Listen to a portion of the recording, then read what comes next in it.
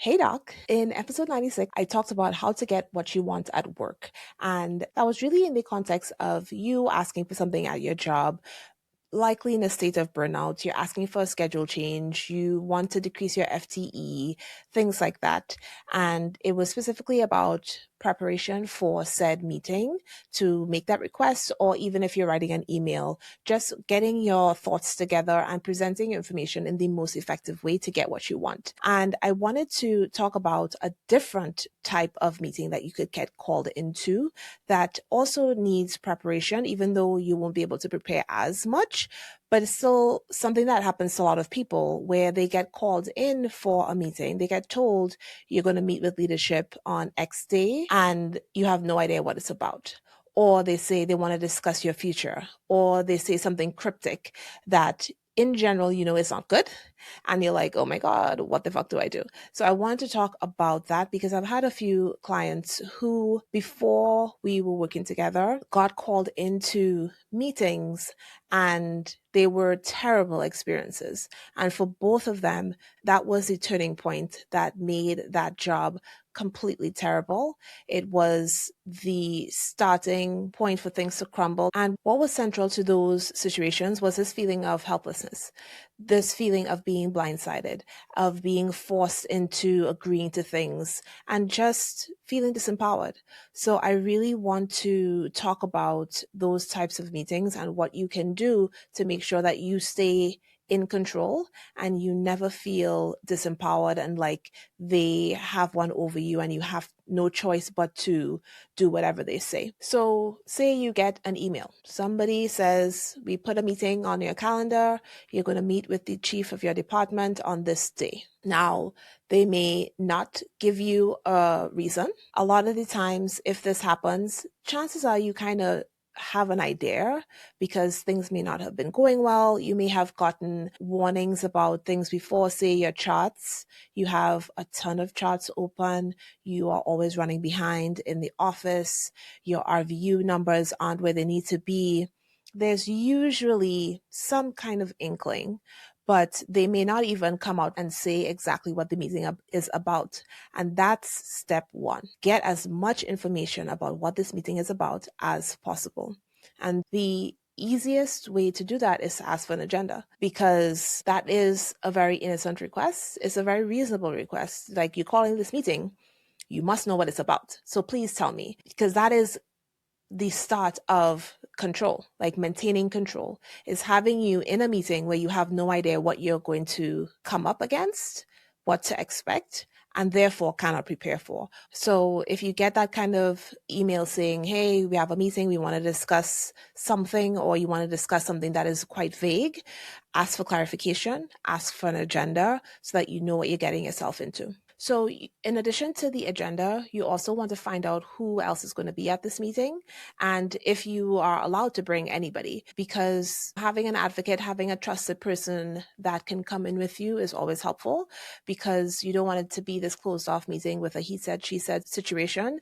You just want to have somebody there who is on your side. Is there anybody who can come in with you, who is trusted, who is experienced, and is it even allowed? And who are they bringing? Like, who is going to be at this meeting? It will give you an idea of the gravity of the situation, just getting as much information as possible about this mystery meeting so you can be as prepared as possible, even if it is emotionally, right? Because if you get called into a meeting and you walk in and it's like a panel of 5 people, including the chief of the entire health system, that's going to be a shock to your system, and that's going to put you at a disadvantage just because of that. You may be so shocked, so confused, so surprised that that pulls your focus and allows you to be taken for whatever ride that they have you on. So getting as much information about this meeting beforehand as possible is ideal. And if you have like friendlies, like if you know your chair's secretary, you know the admin person and you're buddy buddy with them,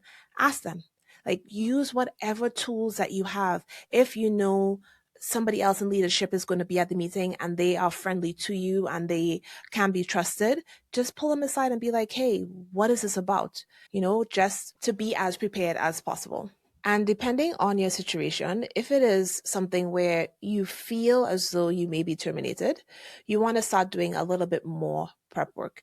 Because, like I said, a lot of people know when stuff is coming, even if you may be ignoring it. You have feelings about something is coming. Maybe it happened to somebody else in the organization. So you want to see what prep work you can do. Are you in a situation where talking to a lawyer would help you before you go into this meeting? It may seem like overkill, but depending on the situation, it may be actually helpful. You may also want to take your contract and your bylaws, depending on how big your organization is. If it's a small private practice, they probably don't have bylaws, but any kind of handbook, anything that governs termination and behavior, conduct, things like that, and go through it. I don't mean read a 100-page document before this meeting. I mean, take it and put it into Notebook LM and ask it questions. Ask, hey, what should I know about this job, about termination? What can they do? Like, whatever question that you have it summarize the document. What are any red flags from this employment agreement? And Notebook LM is a great AI because it is not generative. It's not like ChatGPT where it's just going to make shit up. It's not going to tell you exactly what you need to hear to keep you engaged and inflate their user numbers so that they increase their stock prices. This is not OpenAI, right? This is something that is very good at summarizing the information that is there. And even if you ask it to be generative, it will be like, oh, no, I'm not doing that. I'm just going to tell you what's actually in this document. And it gives you references so you can go back to the particular part. It is a really excellent resource, especially for documents that may be very long or difficult to read and interpret because, you know, some of those documents are written in legalese and we are just not trained to read documents like that. So it can be very helpful so that you are as prepared as possible. So if they tell you some BS, you'd be like, well, no, that's actually not company policy. I read about that in the company bylaws, right? So it's all about you having all of the education and being knowledgeable in case they pull some bullshit. And especially if it is going to be a contentious meeting, or even if it's not, you want to see if you can record this meeting. And I don't suggest attempting to ask for permission.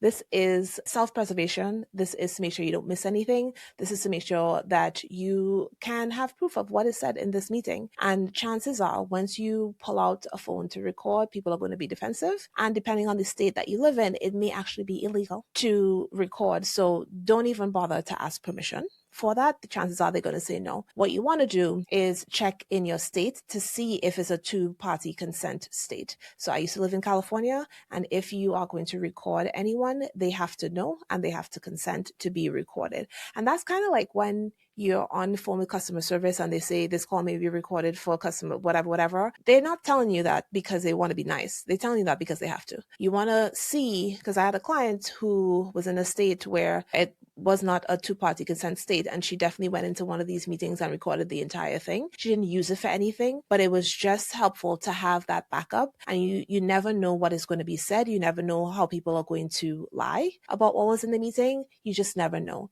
So if you're able to, definitely do it. And I would say, even if it's not legal, you're not going to be using it in a court of law, go ahead, doc. I won't tell anybody. Okay? All right. So once you actually get into the meeting, because you are at a disadvantage, you didn't call this meeting, you don't really know what it's about, it is important to continue to get as much information about why you are there as possible. So if it is still very vague, you haven't gotten an agenda, everybody's being all cagey, you want to start off with asking very directly, what is this meeting about? What is this about? Because they have to, they should tell you by then, right? Because if somebody starts off with asking you questions like you're in an interrogation room, no. They then have all the power in that situation and you still don't even know what it's about. So before anything starts, if you are still in the dark, that is your opportunity to ask them directly, what am I here for? What is the outcome of this meeting that is expected? What is the intention? So even if they give you some vague reason, you kind of have an idea, is to discuss your charts. That still isn't super clear about what the intention is or what they hope the outcome is. So if you can get that information at the top of the meeting, that will take away some of the element of surprise and frankly take away some of their power. Because if their intention is for you to remediate, have some kind of remediation where they are going to take away your PTO if you don't close your charts in time, that's a true story from one of my clients, then you want to know that upfront. You don't want to be led along a path and possibly indict yourself and then give them everything they need to be like, see, well, this is what's needed. And you just don't want to be caught off guard. So before you start answering any questions, you definitely want to ask, what is this meeting about? And what is the desired outcome? What is the outcome that you all hope to achieve at the end of this meeting? And then depending on that answer, you can readjust yourself, get your mind right, and move forward. And for the rest of the meeting, it is important for you to listen. Listen carefully, listen between the lines. And if you are not clear about something, ask for clarification. Don't leave this meeting being unsure about what something meant. Chances are they're being vague on purpose or giving everybody the benefit of the doubt. They just explained it in a way that you didn't understand and would be happy to restate it, but you want to have as much information as possible, making sure that you start with listening first. A very common tactic for anybody who is trying to back you into a corner is to get you on the defensive and have you defending your decisions. And that is something that will be less effective if you already know what the intention of the meeting is. Because if somebody starts asking you antagonizing questions, if they start leading you somewhere, you already know where they're going and it becomes less effective, and they can less sneakily do that to you because you already know where they're going. So you can adjust how you answer. You can refuse to answer. You can make sure that you answer in a way that is going to deflect from the narrative that they already have, which may or may not be true. So listening as much as possible and being very careful about getting on the defensive, because the person that's asking the questions is the person that's in control. Just remember that. And the least amount of time you can spend defending yourself and defending your decisions, the better. And it may seem counterintuitive because if they're like, well, they're saying all these things and the things are not true, you getting on the defensive is not going to help. Because chances are, if they're coming at you like that, they have already made up their mind. And this is not an actual time to hear your side of the story, because there are lots of different ways that were more collaborative and less intimidating for them to hear your side of whatever story. That's not what this is, more than likely. So try not to get into a situation where you're defending different things. And if somebody says something totally ridiculous to you, if they say, everybody in the surgery department says that you're difficult to work with and nobody wants to be on your team anymore, and you're just like, well, that's not true. The instinct is to be like, well, who said that? Because I had no idea. What did I do to offend them? And you start playing into that totally ridiculous narrative that you know is not true, then they've already won, right? If you hear something that is completely ridiculous, mirror that ridiculousness back to them. So are you saying that in this department of 60 people, every single person has had a complaint about me? Is that what you're saying? And if so, why was I informed of these complaints? So take the ridiculousness and take a breath, analyze it and clarify. Ask more questions, because if you start defending, they already have you. You're already affirming their narrative, which you know is false. Call them on their bullshit. Repeat exactly what they are saying. Ask them to double down on it. Ask them to clarify. And if they're like, well, no, I didn't mean everybody. It's like, okay, well, then what did you mean? What did you mean then? You know, this is all about you taking back your power in this situation where they are attempting to make you feel disempowered. And the last thing that is very, very important is do not sign anything, Doc. Do not sign anything. Do not sign anything. Do not sign anything. I can't think of which other word I can highlight to say don't sign anything. They cannot force you to agree to anything. They cannot force you to sign anything. You can take it and review it. You can say, I understand. I will take this into consideration. I will review this and get it back to you. I will talk to my lawyer, whatever it is. But a common tactic, especially for women physicians, is to get them cornered into a room accuse them of all these things, make them feel small, make them feel intimidated, and then force them to sign a document saying that they will take an unpaid leave, that they accept some type of remediation that isn't even necessary, that they accept responsibility for something that wasn't actually their fault. Whatever it is, don't sign it. They cannot make you, even if they're making you feel like you don't have a choice, you always have a choice. And if you take nothing else from this episode, it is don't sign anything. Don't sign anything. Nothing is an emergency in this type of situation. You can always take time to review it, to contact legal counsel, to get advice from a trusted advisor, all sorts of things.